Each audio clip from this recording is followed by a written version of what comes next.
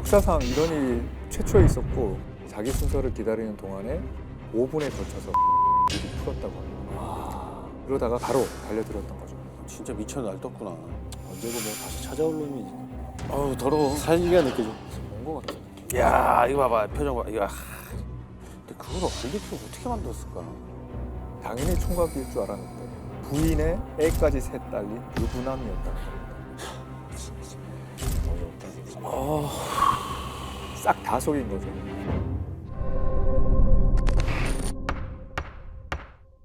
정재민 변호사님 오랜만입니다. 네. 우리 김남희 씨랑은 초면이죠? 네, 처음이죠. 처음이었습니다. 동갑 아닌가요? 저는 77인데요. 저도 77입니다. 아, 그러세요? 왜 갑자기 둘이 개인 정보를 이렇게 흘려버리지?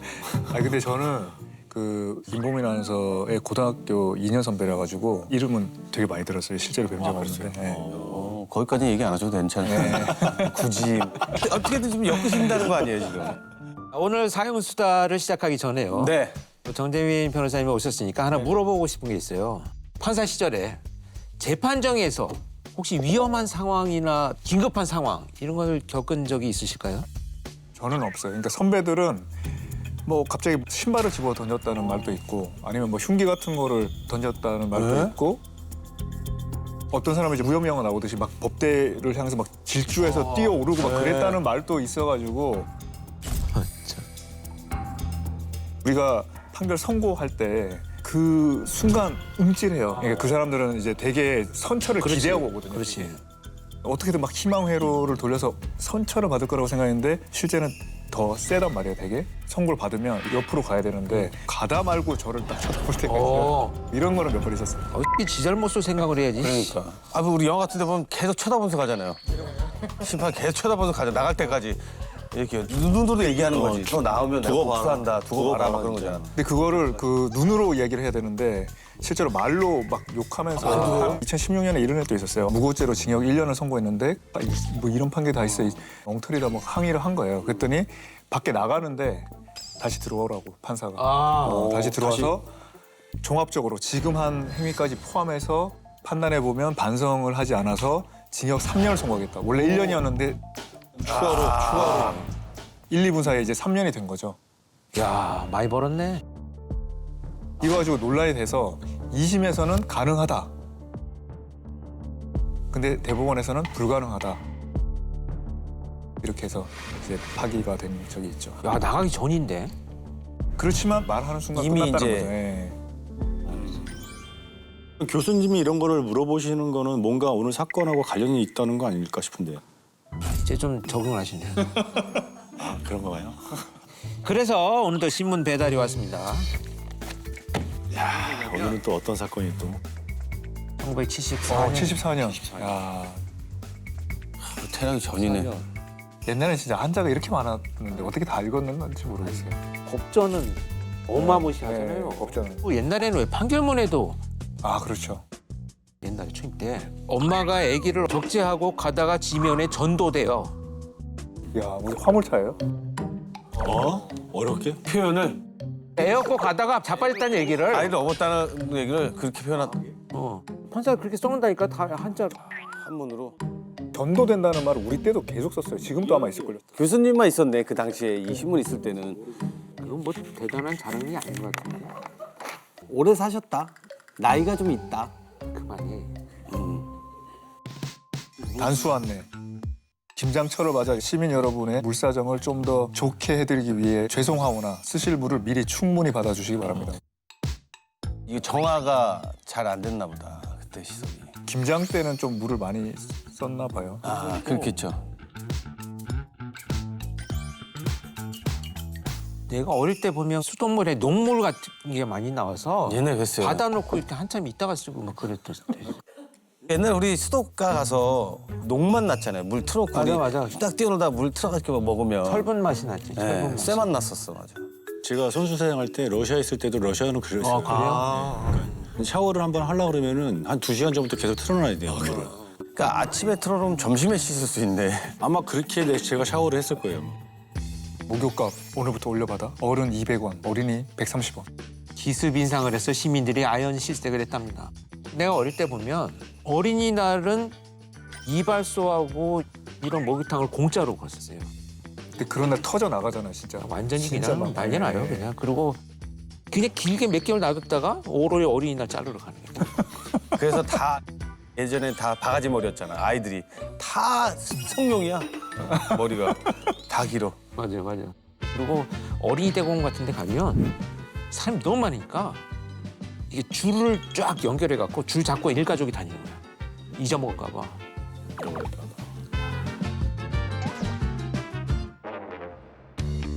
여기 한강 왕궁 맨션 들어봤어요? 맨션? 좀 좋은 아파트였는데 그냥 네. 아파트보다 좀 더 큰 거를 좀 맨션. 맨션이라고 했죠.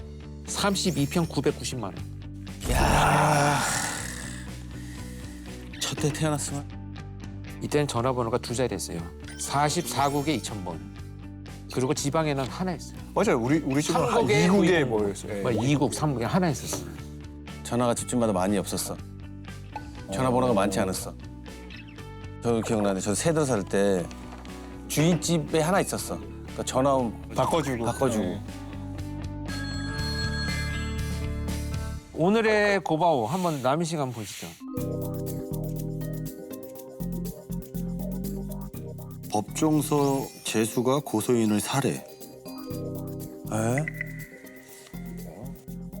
교도관 아무리 한들 재수에게 철장을 씌운 건 너무하군. 아닙니다. 제가 고소인이고 저희가 재수 올시다. 또 찔릴까 봐서. 법정에서 재수가 고소인을 살해했다고?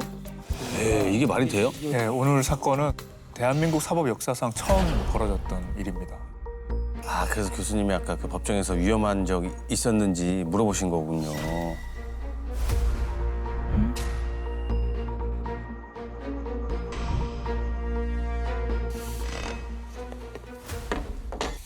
야 자, 오늘의 사용수입니다. 세다 세.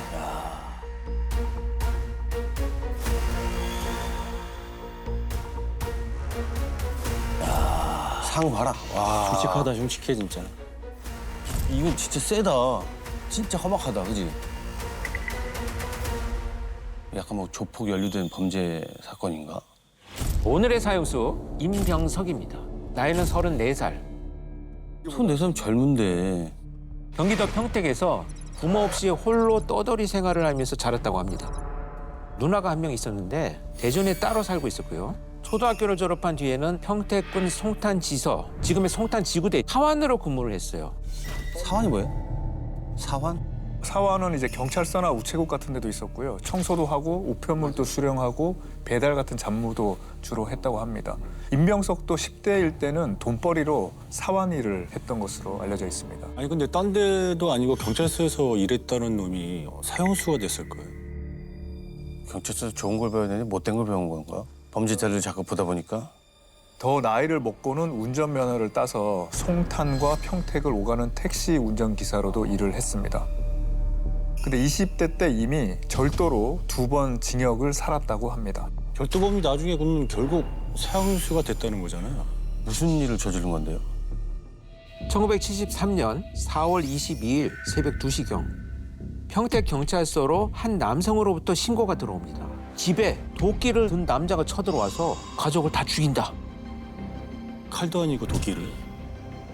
다 자는 새벽 시간에. 아우 너무 무섭겠는데 이거. 현장에 출동을 해보니까 범인은 이미 도주한 뒤였습니다. 이 집안이 그야말로 이제 아수라장이었죠. 3명의 여성이 피를 흘리면서 쓰러져 있었는데 상태는 아주 심각했습니다.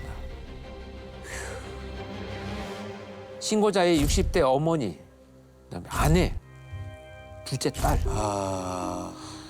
한 가족이 그냥 다 저렇게 돼버린 거네. 근데 다 여성이고. 저항이나 할 수 있었겠어요? 도끼로 공격을 당한 거면 목숨이 굉장히 위태로웠을 것 같은데. 이 아내와 딸은요 전치 8주의 상해를 입었습니다. 이 연로했던 어머니는 병원으로 이송하던 중에 안타깝게도 목숨을 잃게 됩니다. 너무 안타깝다. 그럼 신고한 남성은 안 다친 거예요? 그 안방에 있던 피해자들만 공격을 당했고 다른 방에 있던 남편은 공격을 피할 수 있었습니다. 근데 사실 이 범인이 전날에도 찾아왔다고 합니다. 도끼를 들지는 않았지만 그날도 난동을 부려가지고 평택경찰서 성동지서에 이미 잡혀 들어간 상황이었습니다. 어? 그랬는데 몇 시간 지나지 않아서 다시 이 집에 도끼를 들고 쳐들어왔다는 거죠. 아니 잡혀 들어갔는데 다시 찾았다는 얘기예요? 범인이 임병석이란 얘기잖아요. 그렇습니다. 야, 무슨 원한이 있길래 이런 일을 저질렀을까? 임병석은요, 이 집의 큰딸과 동거하던 사이였습니다. 근데 큰딸은 집에 없었잖아요. 그렇죠. 아까 다친 딸은 둘째라고 했잖아요. 그럼 이 두 사람은 어떻게 만나게 된 거예요? 동건녀의 아빠는요, 평택에서 이름난 부자였습니다. 논밭 2만여 평을 소유한 부농인데다가 담배 가게까지 운영을 했는데 판매할 담배를 배급받으러 시내에 나갈 때 임병석의 택시를 자주 이용했다는 거예요. 그래서 꽤 사이가 이제 가까워졌는데 가끔 일이 바쁘면 장녀에게 심부름을 시키기도 했답니다. 그러면서 이제 둘이 눈이 맞았던 거죠. 그렇게 1년 전쯤인 72년 3월 두 사람은 동거를 시작을 합니다. 아니 둘이 좋아하면 그냥 결혼을 하면 되는 거지. 그게 아닌가? 그리고 그 시대에는 동거가 지금처럼 그렇죠. 일반적이지 않는 거잖아요. 큰일 날 일이었죠. 굳이 왜 동거를 했을까요? 이유가 있었나요? 근데 임병석 성격이 굉장히 난폭했다고 합니다. 그래서 부모님이 결혼을 완전히 반대한 거죠. 그러니까 둘이 따로 나가서 동거를 뭐 했던 거죠. 뭐 보통 성격이 아니었겠죠. 뭐 도끼 들고 오는 사람인데. 송탄과 대전을 전전하면서 임병석과 그 큰딸이 새빵살이를 했는데 그렇게 6개월쯤 됐을 때 딸이 이런 얘기를 했다는 거예요. 이 사람 매질이 너무 심해서 같이 못 살겠다고요. 진짜 많이 때렸구나. 성격이 되게 난폭했나 봐요. 그러니까 아빠가 사람을 잘 본 거네요. 근데 더 충격적인 거는 심지어 임병석이 당연히 총각일 줄 알았는데 부인의 애까지 셋 딸린 유부남이었다는 겁니다. 어이없다 진짜. 싹 다 속인 거죠. 그리고 이런 딸한테 이런 말을 듣고 이 사실을 다 알고 가만히 있을 아버지가 어디 있겠습니까? 그럼요. 그러니까 당장 가서 큰 딸을 데리고 왔고 친척 집에 몰래 딸을 숨겨놨다고 합니다. 그러니까 아버지는 눈 돌지. 뒤집어지지. 그냥. 뒤집어지지 그냥. 그래서 딸을 데리고 온 뒤부터 임병석은요, 매일같이 막무가내로 그 집을 찾아왔습니다. 그러다가 72년 10월에는 돌아가라고 내쫓는 동거녀의 엄마에게 주먹을 휘둘러가지고 폭행죄로 징역 1년을 선고받습니다. 이미 폭력을 휘둘러서 징역까지 살았네. 근데 수감 중에 6개월로 또 감형이 됐다고도 합니다. 그것도 감형을 왜 시켜줬는지 모르겠어요. 근데 수감 중에 어떻게 감형이 되죠? 그러니까. 처음에 1심을 했다가 그 수감 중에 또 뭐 합의를 해줘가지고 2심에서 감형이 될 수도 있고 그렇지 않겠습니까? 근데 보통 이런 경우는 보복이 두려우니까 합의 같은 걸 하는 경우들이 있죠. 그리고 1년 뒤면 나오는데 그러니까 얼마 안 있으면 나오니까 나와서 뭐 가만히 안 있는데 이런 식일 테니까요. 이런 들을 왜 근데 1년밖에 안 주는 거예요? 그러게 말입니다. 아 참 그만두셨지. 그 시절로 돌아간다면 그렇게 73년 4월 출소를 했는데 세상 밖으로 나오자마자 바로 그 집으로 찾아가서 또 죽여버리겠다고 위협을 했다는 거죠. 나쁜 놈. 그래서 이 동거녀의 아빠가 바로 경찰에 신고해서 연행이 됐는데 다음 날 다시 찾아왔다는 거예요. 도끼를 들고. 야, 진짜 징한 놈이네. 근데 아까 그 도망갔다고 했잖아요. 금방 잡혔어요. 임병석은 도주 3일 만에 대전에 머물러 있다가 붙잡혔습니다. 대전이는 둘이 그 동거하던 새빵이 있던 곳이잖아요. 3일 오래 버티지도 못했네. 야, 그렇게 사형수가 된 건가? 살인죄와 살인미수죄로 법정에 선 임병석은 1심에서 사형을 선고받는데요. 2심에서 무기징역으로 감형되어서 최종적으로는 무기수가 됩니다. 네? 사형수가 아니었어. 야, 도끼까지 막 휘둘렀는데? 그럼 무기수가 결국 사형수가 됐다는 거면 뭔가 또 다른 짓을 저질렀던 얘기 같은데요? 맞습니다. 그렇게 74년 3월 26일 임병석은 안양교도소에 수감됐는데요.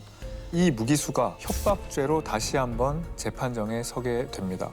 수감된 지 7개월쯤 된 날인데요. 서울지방법원 영등포 지원이 발칵 뒤집혔어요.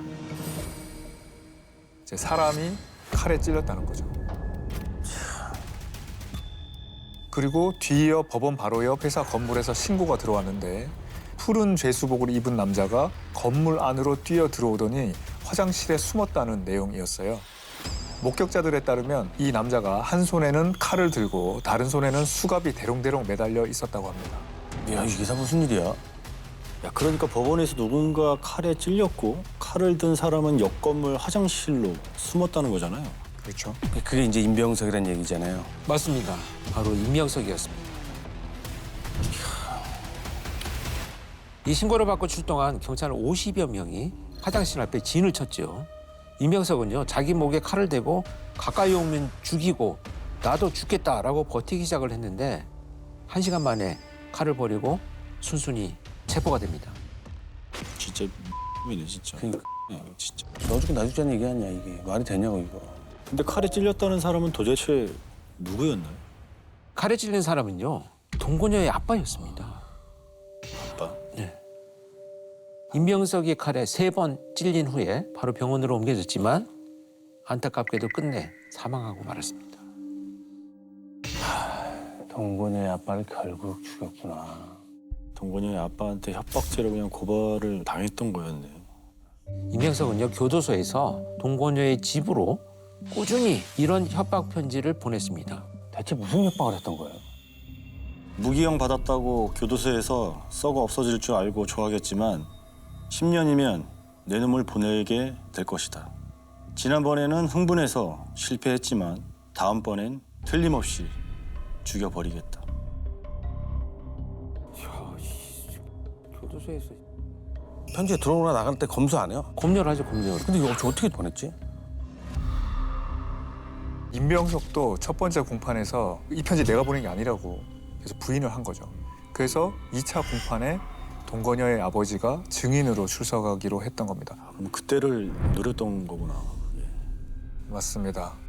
두 번째 공판 날에 판사가 이 협박 편지의 필적과 임병석의 필적이 똑같지 않냐고 하니까 증인석에 있던 동거녀의 아버지가 교도소에서 나온 네 친구들 통해서 협박 편지 보낸 거잖아 라고 소리를 친 겁니다. 그러니까 그 순간 임병석이 한쪽 수갑을 풀고 소매에서 길이 23cm 칼을 꺼내더니 뛰어나왔다는 거예요. 야, 수갑을 풀고 칼도 꺼내고? 그게 어떻게 가능해요? 근데 이때 임명석의 움직임이 좀 이상했습니다. 네? 이상해요? 뭐가 이상했어요? 임명석은요, 피해자의 동거녀 아빠에게 바로 뛰어든 게 아니었어요. 일단 검사석으로 향합니다.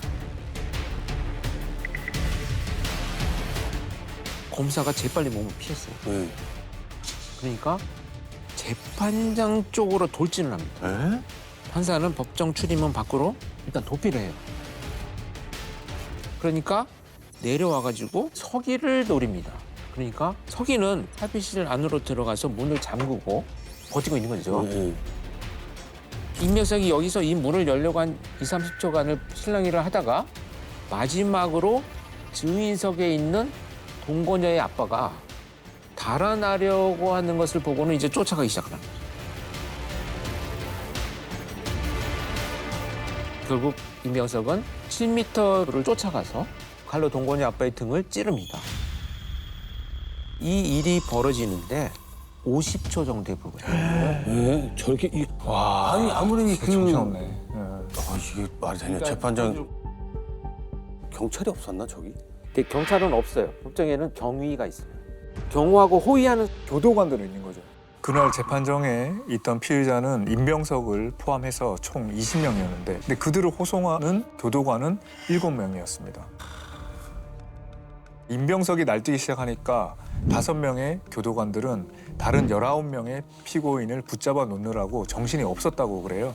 교도관 한 명이 삽을 들고 임병석의 뒤를 쫓았고 다른 한 명의 교도관은 법정에 있던 흑판을 들고 임병석을 막아섰는데 그들에게도 임병석이 칼을 막 휘두르더니 피해자를 2번이나 더 찔렀다는 겁니다.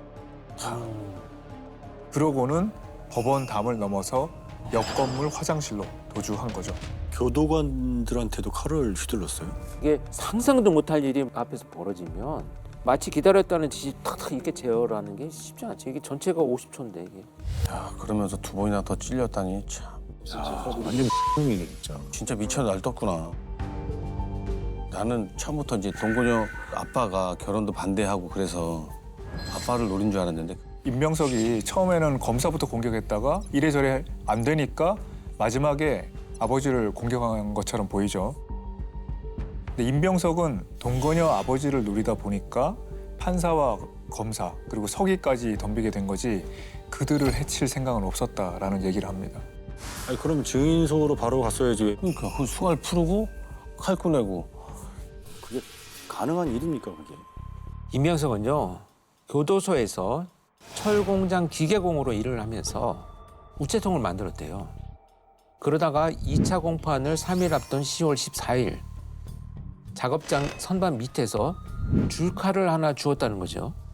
그때부터 열심히 갈아서 뾰족하게 만든 다음에 공구 상자 속에 숨겨놨다가 범행 당일 아침 양말 속에 감춥니다. 근데 그걸 안 들키고 어떻게 만들었을까? 몸수색을 할 텐데 당시 임명석의 진술에 따르면 작업장에 있던 죄수들이 100명쯤 되었었는데 교도관은 1명뿐이었대요. 이 흉기 만드는 게 사실 어렵지 않았다는 거죠. 그걸 자랑이라고. 그리고 재판을 기다리는 수감장에서 푸른 걸레 한 조각을 주워가지고 줄칼 한쪽을 감아서 손잡이를 만들기까지 했습니다. 자기 손을 안 다치려고 손잡이를 만들었다는 거잖아요. 좀 만반의 준비를 다 했네. 근데 이것만 준비한 게 아닙니다. 임명석은 그날 점심시간에 받은 나무젓가락을 30분 동안 다듬어서 성냥개비 크기로 만든 다음에 옷자락에 숨겼다는 거예요. 재판정에서 자기 순서를 기다리는 동안에 그 나무 조각으로 5분에 걸쳐서 수갑을 미리 풀었다고 합니다. 그리고 양말 속의 칼도 미리 손에 쥐었고요. 그러다가 바로 달려들었던 거죠. 그걸 갈고 다듬는 의지로 그냥 제대로 살지. 자기 죄를 그렇게 심판받는 법정에서 어떻게 그런 생각을 할 수 있을까? 누구는 해야겠다는 마음이 있었던 거 아닐까요? 누군지 모르겠어요. 판사였을까요? 검사였을까요? 다예요. 다 죽인다고? 아버지에 대한 분노도 있지만 이미 받은 판결에 대한 자기의 이제 분노를 갖고 있었던 거죠. 자기 말을 들어주지 않은 검사, 판사, 사법 제도에 대한 분노를 갖고 이제 온 거죠. 근데 아까 얼핏 보면은 아버지가 와서 뭐라고 소리치니까 갑자기 화나서 한 것 같지만 이 사람은 이미 다 준비를 하고 있었던 거잖아요. 흉기기를. 그리고 아버지가 나오는 걸 딱 알고 있었고 아버지가 뭐 그렇게 소리치든 말든 나는 죽여야 되겠다. 이렇게 마음을 먹었던 것 같아요.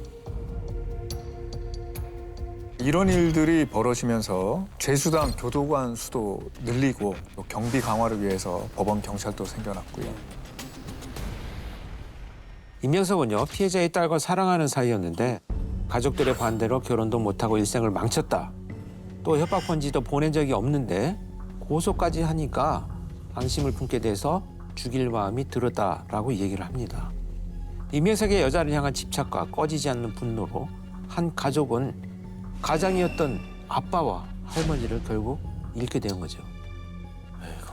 죽은 사람도 안타까운데 남은 가족들은 또 어떻게? 피해자의 아내이자 동건여의 엄마는요. 임병석이 사형을 당했다는 소식을 듣기 전에는 죽어도 눈이 감기지 않을 것 같다는 얘기를 합니다. 시어머니가 도끼로 살해되던 이후로는 혼자서 밭에 나가 일하더라도 갑자기 임병석이 튀어나올까 봐 섬뜩하고 대문만 삐걱해도 소름이 끼쳤다고 합니다. 당연히 그렇겠죠. 또 임병석과 동거했던 장녀는요. 가족을 볼 낯이 없다면서 집에 돌아오지도 못한 채 연락이 끊겼다고 합니다. 이거 사실 본인 잘못이 아닌데 이거 너무 안타까워. 너무 안타까워. 가족이 몇 번이나 당했으니 트라우마가 얼마나 심했겠어요. 언제고 뭐 다시 찾아올 놈이니까. 뭐. 2호 임병석에 대한 재판이 다시 열렸고요. 1974년 12월 검사는 사형을 구형합니다. 앞서 마지막 할 말 없냐는 판사의 물음에 임병석은요.